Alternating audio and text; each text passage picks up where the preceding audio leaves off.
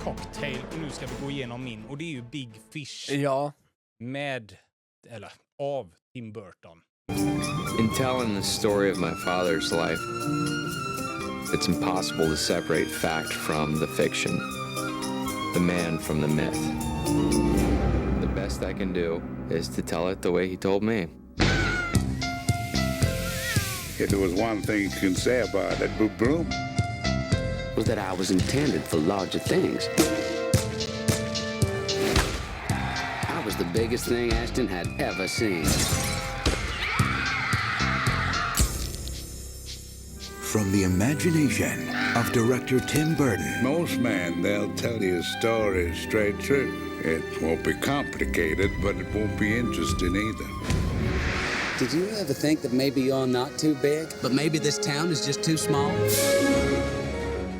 Med Ivan McGregor och mycket annat. Vad tycker du om Big Fish? Ja, men... Alltså, Hade du sett den innan? Det hade du, va? Innan ja, jag men det sa var att vi skulle se otroligt den. länge sedan. Så det var bra att jag såg den igen. Nej, men det är en bra film. Det är det. Och det första jag tänker lite... Det är en sån... Alltså det är en av de extremaste feel-good-filmerna jag var med om. På något vis. Ja. Stundtals så, va. Men det roliga var att det gick ungefär 20 minuter in i filmen. Jag kommer inte ihåg exakt tiderna här. Här är ju Nej. du helt såhär, noga exakt när det är. Men jag kommer inte ihåg exakt när det är när jag inser att jag fattar varenda millimeter av den här filmen varför du älskar den så mycket. Ja, men berätta varför då. För att, för det första så men Big Fish, det är nästan som att alla de här skämten som man drar, roliga skämt nästan som han gör till sin verklighet, stundtals är det, men alla hans historier är ju så kryddade. Edward Bloom pratar vi om då, huvudrollsinnehavaren som berättar massvis med historier för allt och alla hela tiden. Jag ska bara förklara för våra lyssnare vad den handlar om. Vad handlar filmen om? Ja, det handlar ju om en man som genom alla år egentligen har extremt svårbegripliga historier som han berättar för allt och alla hela tiden, och han har varit med men det är ju inte det man inte begriper. Man begriper dem, men man tror ju inte på dem. Nej, det var så jag menar. Att de är så otroliga historierna så att man tror att allting är påhittat. Liksom. Ja, men precis. Och detta börjar redan från att han var liten. Till exempel att han i den lilla byn de bor som heter Ashton, i utkanten av den, där bor det en häxa. Och hon har ett öga som du kan, om du tittar i det ögat så ser du hur man dör. Alltså hur det går till när man ska dö då. Och Edward Bloom då, han går ju med sina kompisar dit och han är ju så modig hela tiden. Han är så snäll hela tiden och han klarar sig på allt och han kan gå fram till vem som helst.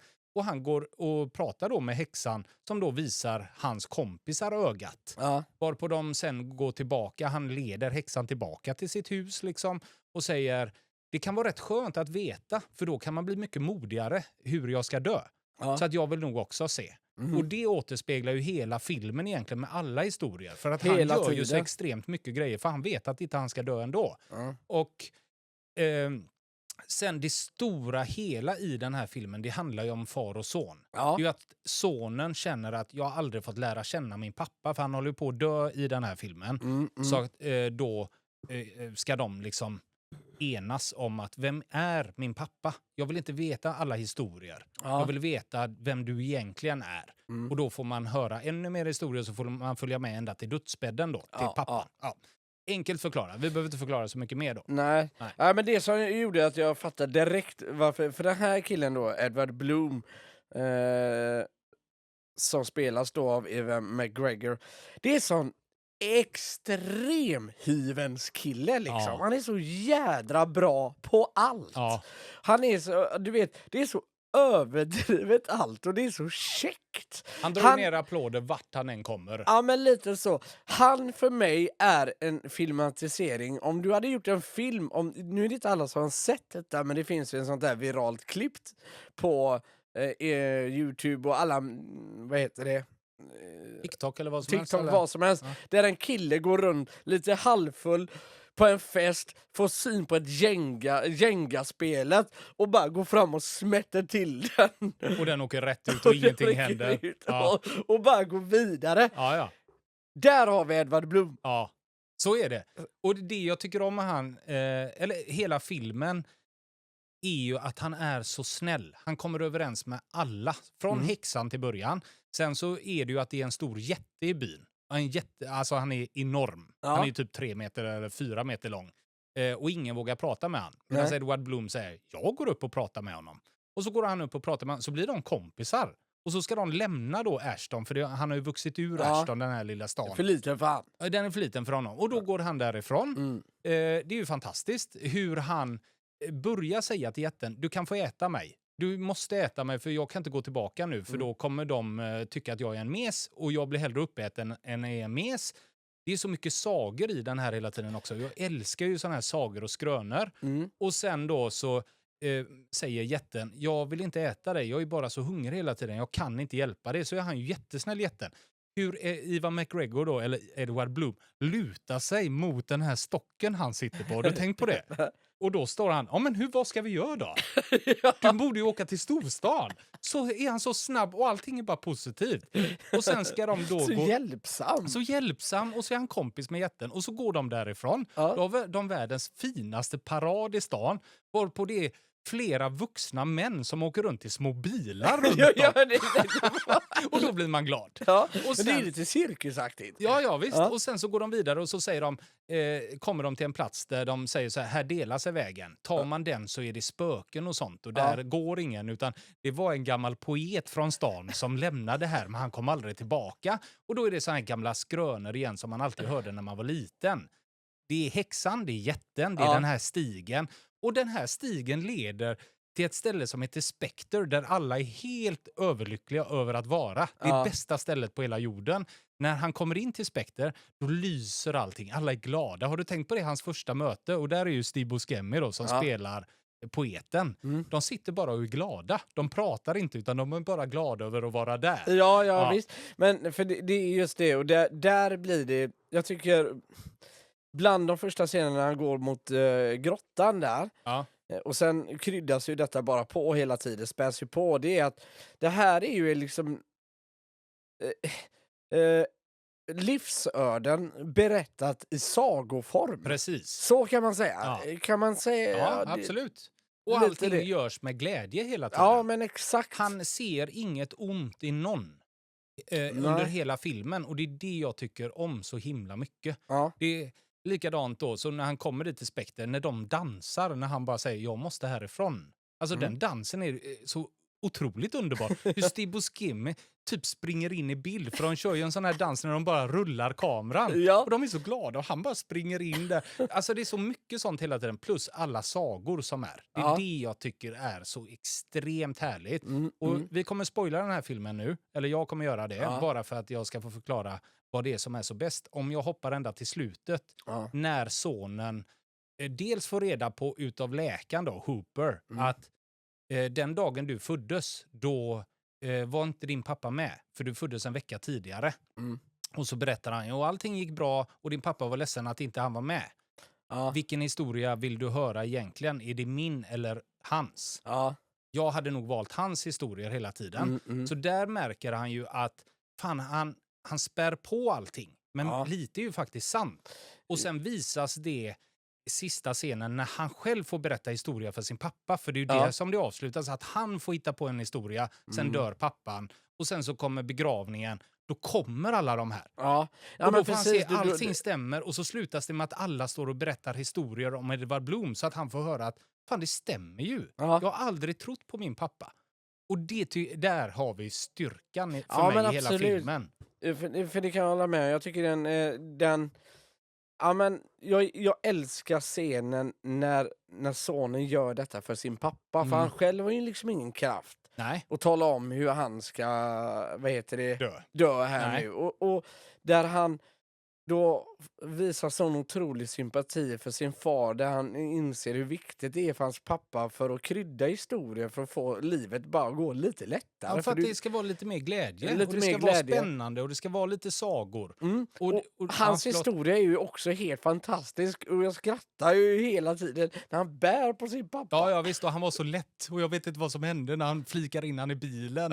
Och sådär. Lägger in han som ett och sen barn. avslutningsvis då, när tårarna faller hos mig. Ja. Det är ju när sonen då har fått en egen son. Ja. Och sonen då i sin tur berättar sagorna om hans farfar. Ja. Och han skriker tillbaka till sin pappa. Visst var det en jätte? Ja, han var typ 3 meter lång. Då har ju pappan ändå tagit alla historier och berättat dem vidare. Så allting kommer ju föras vidare. Och där, alltså det slutet, när man slutar den boken på det sättet, det är orättvist ibland i film, kan jag tycka. Ja, jag bröt samman tidigare än så. Jag tycker det är en otroligt fin scen när han berättar om när hans pappa nu ska gå bort. Jag tror, det handlar ju lite om detta, att han kunde somna in och faktiskt lämna. För nu visste han att sonen hade en roligare historia att berätta om hur han dör. Ja, precis. Och inte typ att jag låg bara här och så somnar jag. Nej. Men det fina i den historien när han berättar för sin pappa, det är att alla som han har träffat är där för att säga farväl till honom vid floden. Det tyckte jag var en otroligt fin scen. Ja. Att alla är där liksom. Ja, men den är ju påhittad. Ja, men Vid det är ju han floden sonen. Ja, att sonen berättar om alla hittar ju ändå. på denna. Ja. Det är ju så här du dör liksom. Och nu går vi ner till floden och där är alla och möter dig och bla bla bla. Och han bara älskar historien. Fan vilket liv jag har haft liksom. Och nu får jag träffa. Nu blir jag nästan lite rörd. Ja, men man blir ju igen när jag pratar om det. Det är ju det den gör med en hela tiden. Och det finns ju massa... Den är ju uppdelad lite i vart han kommer hela tiden. Och sen så märker man ju så tydligt hur han har kryddat historien om att han säger de här asiatiska kvinnorna att de är siamestvillingar. Och det är de ju inte. De är ju bara vanliga tvillingar och det ser man ju sen. Och då fattar han ju, men okej, han kryddade historien lite och det gör han väldigt fint. Precis, för det är det som är kvittot på kryddningen. Och även jätten såklart. Historien visst är han ju stor, men han är ju liksom inte 5 meter hög som nästan hans historia säger. Och bor ute i en grotta förmodligen. Ja. Men jag skrev några grejer bara, och det mesta jag har tagit redan då. Men någonting annat jag också tycker om som blir så extremt, det är när han börjar jobba på cirkusen och ska få reda på någonting om sin fru hela tiden. De 3 grejerna han får reda på. Och lever ett år på de grejerna typ, eller en månad. Det är kärlek. Ja, det är som fin första kärlek. är att hon gillar påskliljor. Då kan han stå liksom på cirkusen och bara, hon gillar påskliljor. Det är glädje i det. Nästa är att hon går på college. Och tredje är att hon gillar musik. Och han är hur nöjd som helst med det. Och jobbar gratis i 3 år innan han får träffa henne. Det är så gott ändå att han gör ju mycket... sticker in huvudet i ett lejongap. Och ändå bara tänker, hon gillar påskliljor. Påskliljor, fan det är värt det. Och sen står han i den här bollen där det åker runt massa motorcyklister och bara, hon gillar musik. Vad härligt. Och det är så härligt. Men du, bara till det sista, och så behöver vi inte, så kan vi avsluta för idag tänker jag. Det är någonting som, minns du den här saken? Jag kan tejpa allt. Ja. Det är ju bland det roligaste vi har hört. Ja. Det är ju en kompis till oss som sa det. Och det är så extremt roligt att man har ett sånt gott självförtroende. Sen får man gärna ha det, jag har ingenting emot det. Men det är så extremt roligt att man säger att man kan tejpa allt av skador då, så här, på kroppen. Jag kan tejpa allt. Det händer ju 100 gånger i den här filmen. Som när sonen säger, när han verkligen vill prata allvar med sin pappa och säga, vet du vad ett isberg är?